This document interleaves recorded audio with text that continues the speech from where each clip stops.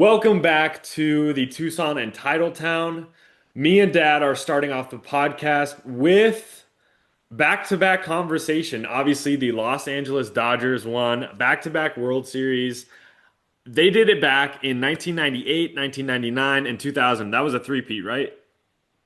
Or was it just back-to-back in the 90s for them? I think it was because then the D-backs stopped them in 2001. So I think they did back-to-back in 99 and 2000, right? So Something like that, yeah. something like that. Obviously, the Diamondbacks got their first World Series and stopped that run. But the Dodgers got a back-to-back, down 3-2 in the series. They won game six and won game seven. Yamamoto played unbelievable for the Dodgers. They didn't have a lead until the extras, and they won that game. Now, we have had some absolute juggernauts win back-to-back championships. Obviously, the Warriors with Kevin Durant and Steph Curry, the Yankees with the five-peat in the 1950s, the Celtics, obviously, the eight straight championships with Bill Russell, the Bulls with two three-peats. What were some other back-to-back um, teams that you would like to mention? And give us some of your back-to-back notes you had, Scotty. Okay, there's some in here I really had to dig up and that. Of course, the Lakers, you say 49 to 53 in that, or the Yankees, I mean. But the Lakers 2000, 2002, as you mentioned, they've had many back-to-backs.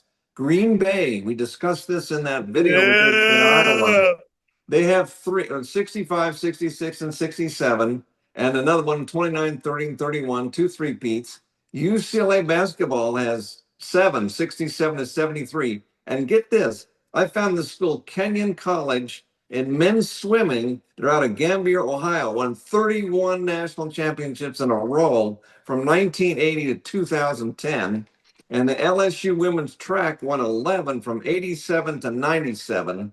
So there's unbelievable record at Kenyon College. That's incredible. And I can go on all day about the back-to-back in college football. There's so many of them going all the way back to the 1800s. I don't want to burn up the whole time, but like there's, Georgia 21 and 22, Alabama 11 and 12, Nebraska 94, 95, Alabama 78, 79, Nebraska 70, 71. So there's a ton of them, but I don't want to go all day. But there was a lot I found. But I wanted to mention about some of those others that popped up about the women's that LSU did, of course, Kenyon College with 31, which nobody will ever do that. But there's been some amazing ones in both pro and college, but it was fun looking it up.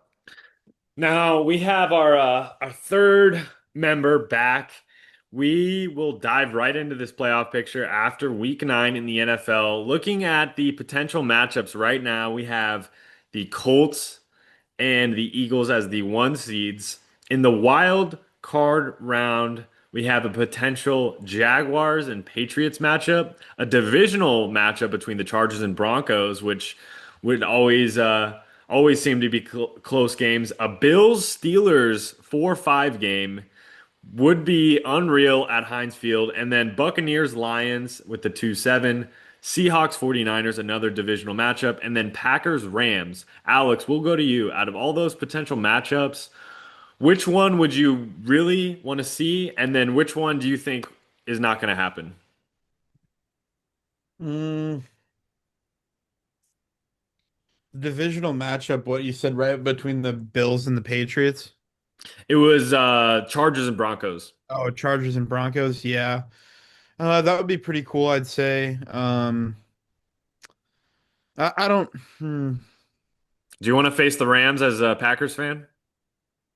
we've beat the Rams in the playoffs before in 2021 when so yeah, I mean, I'm not really too worried. I mean, yeah, I mean they're the Rams, they're all right. I mean, Matt Stafford was good. I mean, I'm not gonna sit here and like deny the fact that Matt Stafford's a Hall of Fame quarterback, but they're all right. I mean, yeah, Sean McVay's a great head coach.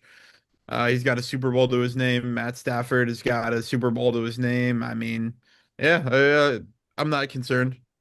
Dad, any potential Um, matchups? yeah, that Jacksonville was it New England, you said? Yeah, New England and Jags. Now that would be pretty good because that Jacksonville just came up this year and all, and New England did too. So that a couple of surprise teams that are finishing higher than expected. I would like to see that one. And then the Chargers and Broncos. I would like to see that one, of course. That would be a big game, a divisional rival up then. And Rams and Green Bay too. And what were the other ones you said? We could potentially have a 49ers Seahawks matchup, Lions Buccaneers, and then obviously whoever wins those games, the Colts will play as the one seed, and then the Eagles. Because they get a bye those first few seeds. But yeah, that Jacksonville New England would be a real good one because they've come up far. And that Jacksonville kicker almost tied his preseason record, 68 yards. He's still got the all-time and in the real games, so he did good. But I like them both because they're coming up. Now, 10 years ago, we did have a Broncos title with Peyton Manning and the crew, and the Patriots were obviously doing great things with Tom Brady. And right now, these teams are having six-game winning streaks. Which one is more surprising at this moment, Alex? The Broncos' six-game winning streak or the Patriots? I'd say the Broncos because, well,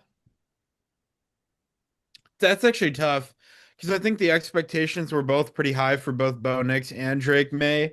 So I don't know if I could necessarily pick. I think I'd probably actually lean a little bit towards New England, given the fact of, essentially they're comparing Drake May to Tom Brady in like the era that those Patriots had, like who's going to be the next Tom Brady shoe in. So it's like I think Drake May and the Patriots have more to prove for the legacy of the team than Bo Nix does. So yeah, but it's close. Now, Dad, I know we talked about it in the college football episode that we just recorded, but as of right now in the NFL, if you had to guess between the Colts, Broncos, Patriots, all those top teams, who do you think right now FanDuel Sportsbook has the best odds to win the Super Bowl as of right now of the top Um, teams? If you just had to pick in one team. NFC or AFC or all of them? AFC. It's an Oh, AFC team though. oh, it's an AFC team. So who's the odds-on favorite? Oh, wow. I'll go Denver. It is the Chiefs, surprisingly, who right now aren't even really near the playoff picture, but Are we obviously really some surprised by struggles. that? Uh, The yeah, Are we really surprised by that? Like, let's be real. I I think mean, Chiefs are always going to get the public's money. There, people are always going to be betting on Mahomes no matter what, probably till the day he retires. Not really surprised by that. I don't think it's a smart bet because the Chiefs just haven't showed the same fire that they have the last couple seasons. Scotty, you have a word on the Chiefs? yeah, I saw them watch them in Buffalo, and they just didn't have it. And they are actually they list them in the hunt. I mean, they're behind the last place playoff team right now, so they're not even going to the playoffs if it stands because they did lose, and they just don't have the same. I guess they're getting older and stuff. And even though they're a good team, they're the younger up and coming teams with younger players are catching them. I think And Kelsey should retire and he should enjoy his retirement with his lovely soon-to-be wife, Taylor Swift. He's going to be gone. Mahomes hasn't really had the weapons ever since Tyreek Hill left. The running back situation, you have Kareem Hunt. What was he, the leading leader for Toledo 5, 10 years ago? Like it's not cutting it. I think Andy Reid and Mahomes, I think they're in trouble. Now, I did have a question, Scotty, real quick. Your thoughts on the Arizona Cardinals quarterback situation? I believe Kyler Murray is available to play, but they went with Jacoby Brissett and they beat the Cowboys. What do you think they should do going forward? Stick with Brissett or try to get Kyler back in the lineup? what? Yeah, I mean, you could say quarterback controversy right away because Brissett did a good job in all those games, and they're actually have outscored their opponents, even though they have a losing record because all the games have been close. Nobody's bombed them into oblivion, and they won games. And I had a feeling they beat Dallas, and they did, but they need to keep them both. They're good, but you hate to bounce a player when they were injured if the backup comes in. But Brissett's doing such a good job, you might have to just keep him. So I don't see. Well, he's doing great. Let him play. We saw it with Nick Foles and Matt Scott. Obviously, Matt Scott a while ago for the Wildcats was the starter, and then Nick Foles came in and kind of took that job and ran away with it and ended up winning a Super Bowl MVP out of it. Now, a little bit of a switch up from our normal talk. I did want to bring up the NFL draft. I know it's early. There's 160 plus days until the NFL draft, but Alex, our guy, Ty the Gunslinger Simpson, is in contention for a top five pick. We also have Dante Moore, Lenora Sellers, Fernando Mendoza are kind of the top four right now. And then John Mateer, Arch Manning, Sam Levitt, Mayava out of USC, Josh Hoover, and Sorsby out of Cincinnati. All those players I just listed are potential top 10 quarterbacks in this next draft according to Mel Kiper. But all of them could potentially come back to school for another year. They're all technically have 1 or 2 years of eligibility for some of them, Arch Manning included, I believe. And Alex, out of all those players, which ones are you feeling like should come back for another year? Do you think Dante Moore should get more reps? Do you think Ty Simpson, who only has, I think he's going to only end with roughly just over 10 games starting, which normally you kind of want 30, 35, 40 for a career, like we saw with Drake May. And we've seen players struggle with not a lot of games played, like Mitch Trubisky over at North Carolina as well. Bo Nix obviously had 40 plus. Which one of those players? Do you really think should come back for another year? And which ones do you think should just throw their hat in the ring and try their odds of being a Saints quarterback or a Jets quarterback? Well, I would just probably call it a career before I'd want to go to New Orleans or New York, but that's besides the point. Um, I do think Dante Moore should probably go back for another year. I think they've got a great program going up in Eugene. Why not? I mean, it's not going to hurt. Obviously, if you get unlucky and sustain a bad injury, but he's probably making enough money from NIL. I mean, I mean, for more or less, he's basically a pro, just playing against shittier opponents. I mean, college sports shouldn't be called college sports anymore. It's just pro competition at a shittier level. I mean, that's what it is. The game's ruined by NIL. So whether or not you get more reps in college or less reps, it doesn't really matter because either way, you're still getting paid. So Dad, at the end of the day, they're just playing football. So I mean, fuck it, it doesn't matter. They're getting paid. Dad, your thoughts on those guys and which one should come back and which ones should stay? Well, I wanted to Go. back up a bit, and when Matt Scott and Nick Foles and them, I was at Iowa City when we were playing Iowa, and Matt Scott did get hurt there, and Nick Foles came in and led us down to a TD. I said, "Think we found a new quarterback." He started the next game in Tucson. So what a coincidence that you picked that game. I think it was in '09 in Iowa City. Me and my dad went to that game. So that he did come off. But you're right as far as Alex, it's AAA basically. College ball is AAA and that because they're all paid and all, and that any of those quarterbacks they could come back if they have enough eligibility. Why not? They're getting paid $1 million plus a year, I'm sure. It's And just a joke. yeah, so and some will put their hat in the ring. It's anybody's guess which way, Justin. Any of them, but they would all get drafted pretty high. Before we move on to this Week 10 slate of games, I just wanted to give my thoughts on those quarterbacks.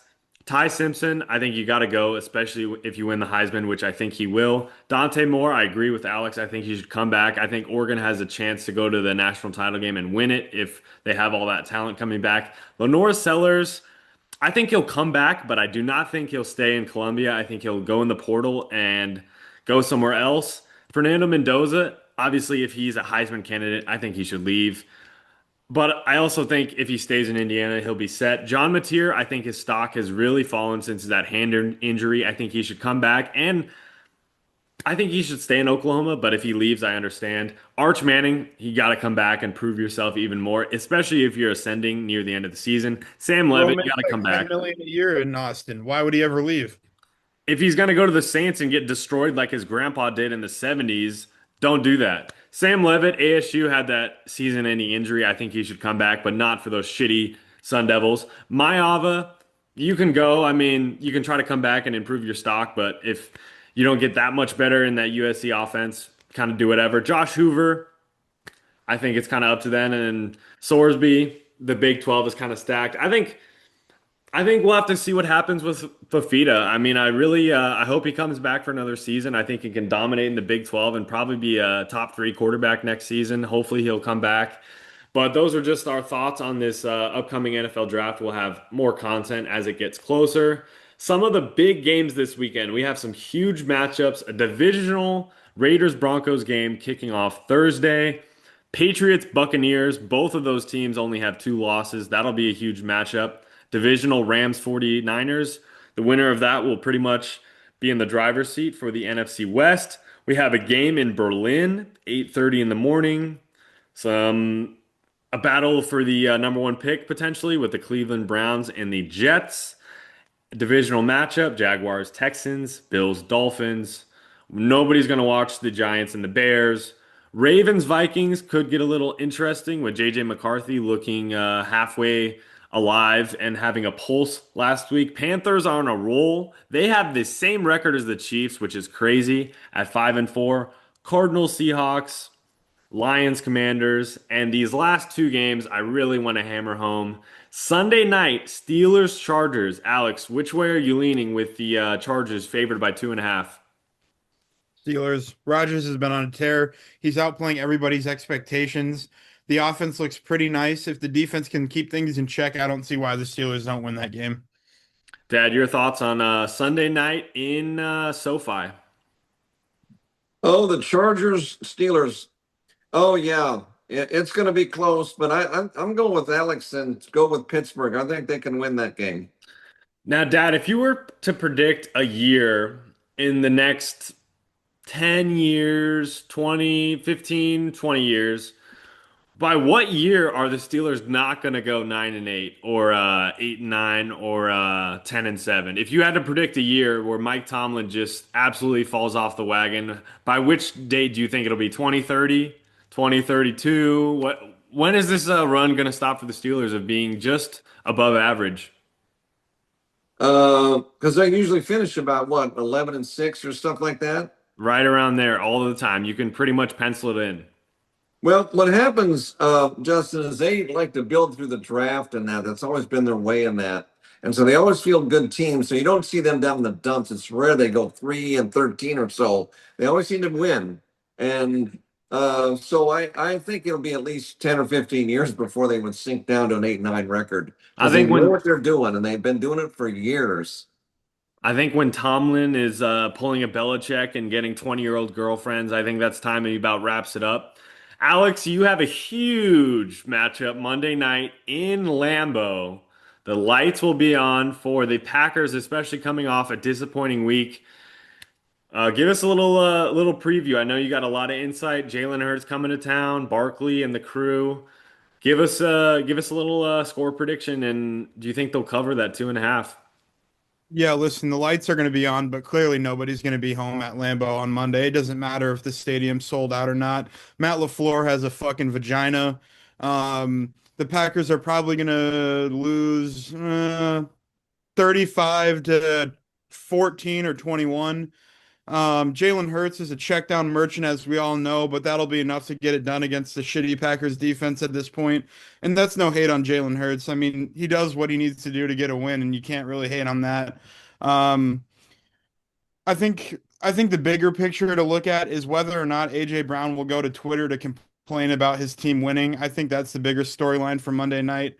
Um, but yeah, I mean, like we discussed earlier, I'll be in Japan, so I couldn't really care about the game anyways. We're gonna lose. I don't want to watch it. I'd rather be I don't know, doing anything else. And then following week, we play the Giants in MetLife. Probably lose that. Jackson Dart's going to go for 400 on our shitty corners. Carrington Valentine's going to do the gritty on Wandale Robinson while he runs 100 yards down the field and just yeah, I mean, I don't know. It's just going to be shit. They're not like I told everybody. The Packers season ended week 3. Don't really care. I'm not looking forward to it. They're going to lose. Wouldn't even be surprised if they missed the playoffs. Your guy Tucker Kraft really kind of took the Yeah, don't get me started on Tucker Kraft. He was our saving grace. Jordan Love plays football like I played intramural football at Graceland. yeah. It's a rough day to be a Packers fan, especially with that injury. For those that don't know, Tucker Kraft is out, unfortunately, ACL and potentially MCL too, or was it just ACL? ACL and Bryce Young threw for 102 yards and we still lost the game. I mean, like, bro, I mean, I think a one-handed individual could throw for 102 yards. Like it just I don't care. Like I really don't care. I hope that the Eagles absolutely like just destroy Green Bay for the pure fact that Matt LaFleur gets fired. It's a tough day to be a He Packers has fan. no balls. He spends $800 on his shitty fucking haircut. His eyebrows look stupid, and he's over on the sideline fucking flicking his ears and shit, not calling real plays. It's definitely a tough day to be a Packers fan. Dad, we'll go to you. Looking at these standings, who are you leaning towards for the AFC? Are you thinking this Colts team will make it into that Final Four? Patriots? Who do you have the most faith in at the top of the AFC? We'll even include the Chiefs. Those top 8 teams in the AFC. Give me the 2 teams that you have the most faith in to close out the rest of the season. Indianapolis and Denver.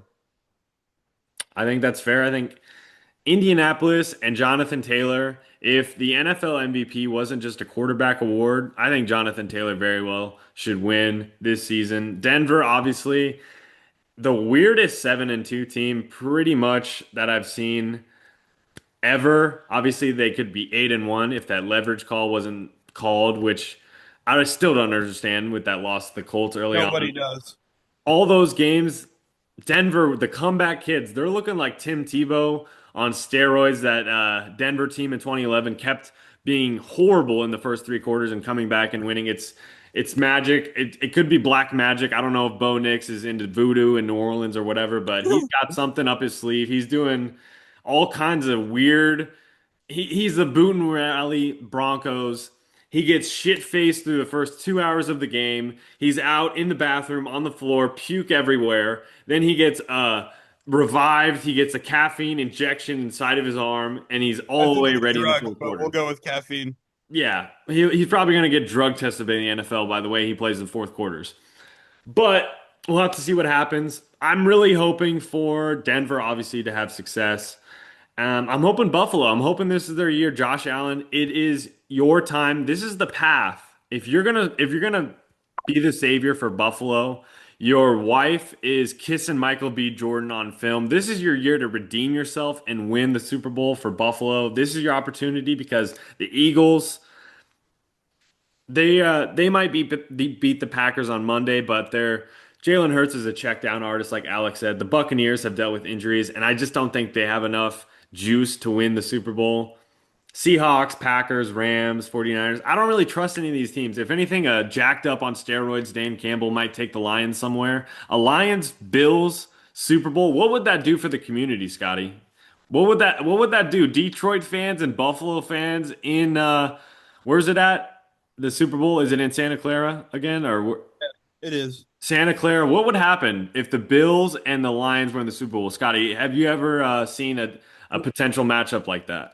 Well, neither team has won the Super Bowl, so there you go. I mean, I don't want to say there's going to be a civil disturbance in either city, but it could come pretty close. But that would be huge because Buffalo lost 4 Super Bowls in a row back in the late 80s and early 90s, 4 of them. So, and that would be huge for them to make it. But if they win it, it would be crazy. And of course, Detroit has traditionally been, not very good and down like fourth place all the time in their division. But now they're locking heads with the big boys in the NFC North. So they are one of the big boys. So that would be huge for either team to win it because they've never won it. Now, a potential most exciting matchup, we did this on our college football episode. I think for me, the most desirable outcome would be a Final Four of Denver, Buffalo, Detroit, and Tampa Bay. I think that would be electric. Alex, give us a Final Four that you're just praying, hoping happens. I mean, obviously, we want your Packers to be in there, but with your outlook, I think it's probably not going to happen. But give us the four that teams that you would most want to see in the Final Four. Yeah, so my Final Four prediction for the NFL for the AFC is going to be the Steelers and the Broncos, and for the NFC, It's going to be Philly and Seattle. Dad, give us your final four and we'll close it out here. Tucson and Titletown NFL Week 9 recap. Okay, at Indy and Denver in the AFC. Okay, and the NFC, Tampa Bay, and I'll go Seattle. Wow. Really quick before we go, can I give my upset of the week in the NFL? Oh, yeah. All right. Really quick before we end it off here, my upset of the week in the NFL is coming in the Berlin game. Imagine wasting two first-round picks on Ice Spice's boyfriend. Are you serious? I mean, like, bro, Sauce Gardner for two first-round picks? That is insane. So give me Atlanta to not only cover the spread, but they're gonna come march into Berlin and destroy Indianapolis. Indiana Jones had his time. He did in New York when they beat Minneapolis in the playoffs. His time is over. You know, everybody gets lucky in life. We all go on good stretches in life, but it's wraps. Look what happened. The Pittsburgh Steelers have the 31st best defense in the NFL, and look what he managed to do against them last week. Yeah, Dad, if you didn't know, the trade deadline was today, and the New York Jets were able to secure not one, but two first round picks for a cornerback. Wow, they stole him. So Indianapolis is going all in. Our guy, Sherrard, who will be traveling with Alex to Tokyo, he called both of us very concerned about this trade. Obviously, Sauce Gardner is a talented player, but two first round picks. The Jets are piling or compiling a bunch of assets that they're hoping to cash on. Hopefully, Justin Fields isn't their quarterback for much longer because I just can't watch it anymore. He's done. Some shout outs before we close out. Tyler Shuck of the Saints. Unfortunately, he's not doing too well there in New Orleans, but he did go to my high school, so shout out to him. Shout out to T-Mac. He's really rounding the troops there in Carolina. I mean, they have a winning record. That's all you can really hope for in the NFL. Dad, some shout outs before we wrap it up. Yeah, there was that running back for Carolina ran for a whole bunch of yards. What's his name? Rico Rico Dowdle. Dowdle. He used to Yeah, play for the Cowboys, Scotty. yeah. Shout out to him because that's why I only passed for like 100 yards, like you mentioned, Alex. They just ground and pound. Yeah, don't get me started.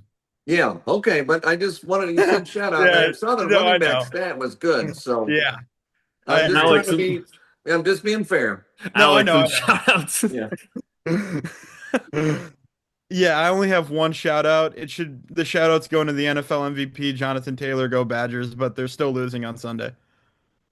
That's a great way to wrap it up. I mean, we still have 9 minutes here left, so we could get a little crazy. Scotty, you were Yeah, wanting to say just something, so one go for it. thing. It's they're really making the rounds in Europe. You know, they've been to London and that, and Dublin and all. They're going to Berlin this week with the Colts and Falcons, and I just noticed that next week the Washington and Miami are going to the Madrid, Spain. So it's like they're going all over the place in Europe trying to get four teams or something. Scotty, I'm glad that you bring this up because I almost forgot. Roger Goodell, turn on the TikTok camera, Alex. This is fucking bullshit.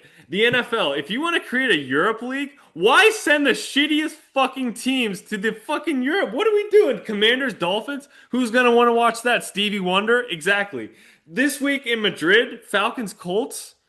Colts are gonna destroy them. I know, Alex, that's your upset pick of the week, but It's these are horrible games. We're sending these teams out there. That's like sending fucking Oklahoma State and West Virginia to the fucking Netherlands. Nobody's gonna want to watch that shit. Dad, we need a travel guide because these guys, we're sending them to beautiful places. This is horrible. The Jets and Broncos game was the worst Broncos game I've watched since they had those shitty throwback jerseys in the 1960s. This is bullshit. What do you have to say to this, Alex? What is this? I know Scotty loves to travel. He's not going to want to travel and see this bullshit. What's happening? Yeah, I mean, listen, I feel the same way about you. The NFL's a joke because Roger Goodell has one brain cell left. This stupid piece of shit sending B League NFL teams to Madrid to play in Real Madrid Stadium that has a capacity of 90,000. It's Who the hell's gonna disrespectful. It's disrespectful. Nobody wants to watch Marcus Mariota play anymore. This isn't 2008 when he won the Heisman. Yeah, if it was Commanders and who are they playing? The Dolphins. If it Dolphins. was Tua versus Mariota at Oregon in a Bama jersey, I would go pay to see that. I don't want to see these fucking C League quarterbacks that won't even make an arena football league for the fucking Arizona Rattlers. What is this bullshit? Come on, Scotty, get in on this. Yeah, Scotty, Well, we need you fired up, damn it. I didn't realize I would drop a bomb. I was just rattling off some geography. Holy smokes. Dad, what team if say you were like traveling with mom in like London and there was NFL teams right now, like what teams would you be like, all right, I'm not going to that game. I can't watch this. Well, I look at seeing a team that I've never seen before, see new teams in that. You guys want to see really powerhouse teams, and you're not into the ones that are struggling. But Well, I'll give you a I'll go scenario. for If you're huh? walking in the streets of, let's say, with Alex this weekend, you Okay, decide you're going to Japan with Alex, okay, and Mr. Mr. Nagasaki or whatever, or whoever, Mr. Nagatomi, we'll shout out Die Hard because it's almost Christmas time. Mr. okay. Nagatomi gives you a free game ticket, and it's Arizona State, who you've seen multiple times, and we'll say Central Michigan, who you've also seen, I think, once with me, and you get it Hmm. for free, or you could travel around Japan and go sightseeing. What are you picking? Well, if you The said it with game is Alex, at 2:30 a.m. I would get feedback from Alex first. Scotty's just being nice. Alex, come on. Fire up the oven and let's spend these last 5 minutes just ranting. Let's go. Yeah, I could go down a rabbit hole about the Packers right now. I don't want to do that. I'm going to save my energy for Japan. I just want to rage. I want to scream into this camera and blow a gasket, but I probably shouldn't. I don't want Scotty to get scared of us right now. I've got a lot that's on my mind, and it just simply starts with the fact that it all comes down to play calling is what it comes down to. And I cannot sit back and watch and support Matt LaFleur's inept ability to call nothing. I mean, literally, the Panthers' run defense is one of the best run defenses in the NFL. They are proven to be good at stopping the run. And what do? Hammer, hammer, hammer, hammer, hammer, hammer the ball every fucking play until somebody gets hurt. Oh, well, now we're down with fucking 4 minutes left in the fourth quarter. Maybe we ought to pass it and run an efficient offense. Well, would you look at that? It's like 2 + 2 does equal 4, you idiot.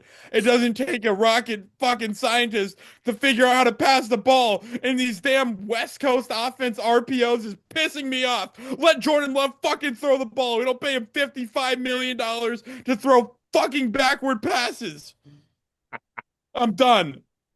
All right, Scotty, we got to end on a good note because I know you're wanting to end on a good note here on Tucson on Titletown. Give us your favorite places you've ever traveled to as we're talking about some travel. We'll end on that. Give us some of your favorite memories traveling around the world. Oh, well, to go to the Alamo Dome and see the game there against OU, and we had 25,000 fans because we don't travel that well normally, and that many fans from away from Tucson is really good. 25,000. I almost passed out. Yeah, that Alamo Bowl. I mean, Fafita's a forever legend for that. We were down 14-13 at halftime. I remember it like it was yesterday. I had about $800 on that game, and I was really sweating it, as Alex knows. But it ended up in our favor. Maldonado, even though he's at Kansas State, he's a legend for that pick six, 90 yards or 87 yards. It was unbelievable. Me and Scotty were jumping around, cursing out OU fans. I mean, that was mostly me. Scotty's obviously not doing that, but I've always been a passionate Arizona fan. Realistically, I think Kansas is a must win. I think Baylor's a must win. I think Cincinnati's going to be tough on the road. ASU, Territorial Cup's always a coin flip. So hopefully we go to the LA Bowl. I think San Diego State would be a fun opponent. Obviously, I have all love for San Diego State. It's a beautiful campus. We were there probably 10 years ago. Shout out to Kawhi Leonard and the crew. Whatever happens in that game, win or lose, I'll be happy to go to a bowl game. So I want to give a shout out to the University of Arizona. Shout out to Koa Pete, the College basketball world was introduced to him, had a 30-piece last night against defending national champions Florida. Koa Pete looks like one of the best freshmen in the country. Celtics, if you're watching this, please lose as many games as you can. There is a star in Utah at BYU, AJ DeBansa. I want you on my team. He's from Boston. He's a Boston native. I was talking to Scottie about it. I want the Celtics to lose as much as they can so they can get him. This is a stacked NBA draft. In 2026, Alex, any final words, or do you think you just need to kiss this NFL season goodbye and we'll see you next fall? Listen, I was waiting to break the news, and now's the perfect time, but I have to seek counseling.